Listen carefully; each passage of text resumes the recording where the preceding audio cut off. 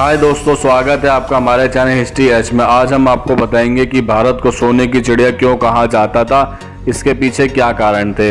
इससे पहले अगर आपने हमारे चैनल को अभी तक सब्सक्राइब नहीं किया है तो उसको सब्सक्राइब कर ले, ताकि आने वाली वीडियो का नोटिफिकेशन आपको सही समय पर मिलता रहे। एक समय था जब भारत दुनिया के सबसे अमीर देशों में शामिल हुआ करता था, जिसके चलते हर कोई हमारे देश पर शासन करने का सपना देखता था। भारत पर शासन करने के मकसद से यहाँ पर कई लोगों द्वारा आक्रमण और कई राजाओं द्वारा राज भी किया गया था। वहीं हमारे देश पर अंग्रेज़ों ने भी काफ़ी लंबे समय तक अपनी हुकूमत चलाई थी और इस दौरान भारत को कई तरह के नुकसान भी हुए थे। जहाँ पहले भारत देश को एक सोने की चिड़िया होने का दर्जा मिला हुआ था, वहीं अब भारत को मिला यह दर्जा पूरी तरह से ख़त्म हो चुका है। किन कारणों से हमारे देश को यह दर्जा मिला हुआ था, उन कारणों के बारे में आज हम चर्चा करेंगे।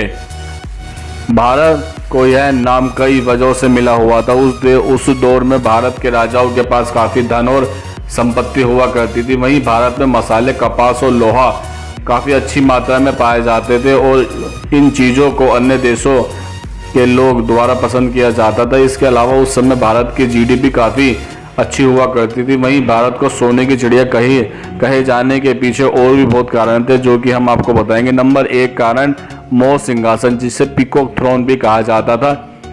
भारत को सोने की चिड़िया कहने के पीछे एक सबसे बड़ा कारण हुआ करता था मोर सिंहासन था।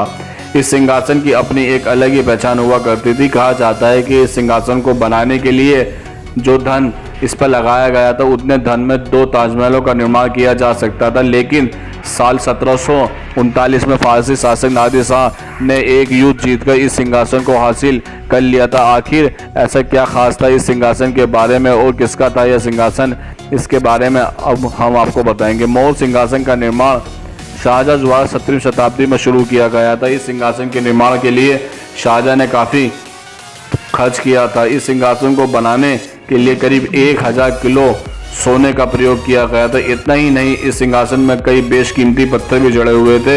इन पत्थरों के अलावा इस सिंहासन की शान कोहिनूर हीरे ने बढ़ा दी थी। यह हीरा भी इस सिंहासन में लगा हुआ था। वहीं इस सिंहासन की कीमत की बात करें तो इसकी कीमत 4.5 अरब बताई जाती है, जो कि भारत के रुपए के अनुसार लगभग 450 करोड़ रुपए थी।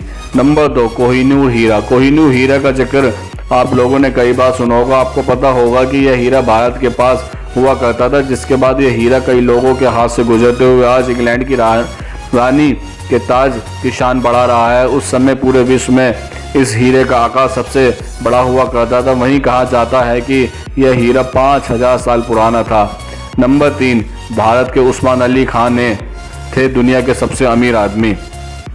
हैदराबाद के शासक उस्मान अली खान को टाइम मैगजीन द्वारा साल 1937 ईस्वी में दुनिया का सबसे अमीर आदमी घोषित किया गया था। इतना ही नहीं, टाइम्स मैगजीन ने उनकी फ़ोटो अपनी पत्रिका के कवर पेज पर भी लगाई हुई थी और मैगजीन के मुताबिक उस वक्त उनके पास दुनिया में सबसे ज़्यादा संपत्ति हुआ करती थी, जो कि उस समय अमेरिका की अर्थव्यवस्था के 2% के बराबर मानी जाती है। नंबर 4, अपनी खुद की मुद्रा। उस्मान अली खान के पास अपनी खुद की मुद्रा थी, जो कि हैदराबाद में चलती थी। उस मुद्रा को उस्मानिया सिक्का भी कहा जाता था। इसके अलावा स्टेट बैंक ऑफ हैदराबाद उसके शासन के काल में ही खोला गया था। नंबर 5, निजाम के पास थी 50 रोल्स रॉयल गाड़ियाँ। कहा जाता है कि एक बार एक ब्रिटिश अधिकारी ने उनका मजाक बनाया था और कहा था कि उनकी रोल्स रॉयल गाड़ी खरीदने की क्षमता नहीं है। इस मजाक का जवाब निजाम ने 50 रोल्स रॉयल खरीद कर दिया था। इतना ही नहीं, इन गाड़ियों का प्रयोग वो कूड़ा उठाने के लिए क्या करते थे। उस्मान अली खां के शासन के बारे में पढ़कर आपको तो यह अंदाज़ा लग ही गया होगा कि उनके पास कितनी दौलत थी। वहीं भारत को सोने की चिड़िया होने का दर्जा मिलने के पीछे ये भी एक बहुत बड़ा कारण था। नंबर 6, भारत के सकल घरेलू उत्पाद बेशक इस समय ज़्यादा खास न हो, मगर कहा जाता है कि 1 ईसा पूर्व और 1000 ईसा पूर्व के दौरान भारत की जीडीपी दुनिया में सबसे अधिक मानी जाती थी। इतना ही नहीं, भारत में कई तरह के कीमती पत्थर भी पाए जाते थे। इसके अलावा भारत में खूब मात्रा में सोना भी मौजूद हुआ करता था। लेकिन वक्त के साथ साथ इन चीज़ों में गिरावट आती गई। नंबर 7, भारत के राजाओं की मेहनत।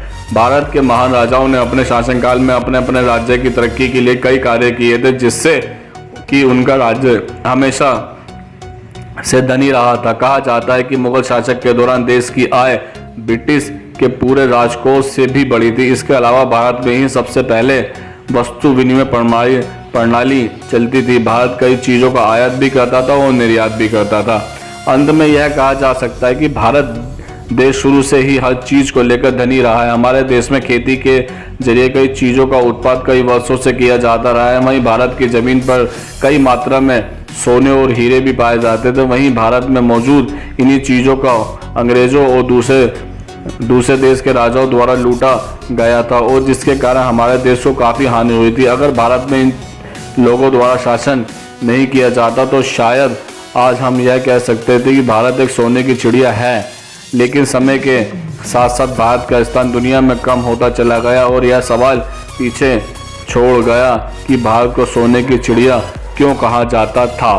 तो दोस्तों, ये वीडियो आपको कैसी लगी हमें कमेंट्स करके ज़रूर बताएं। अगर ये वीडियो आपको अच्छी लगी हो तो इसको लाइक करें, कमेंट्स करें, ज़्यादा से ज़्यादा शेयर करें और हमारे चैनल को सब्सक्राइब भी करें। धन्यवाद दोस्तों।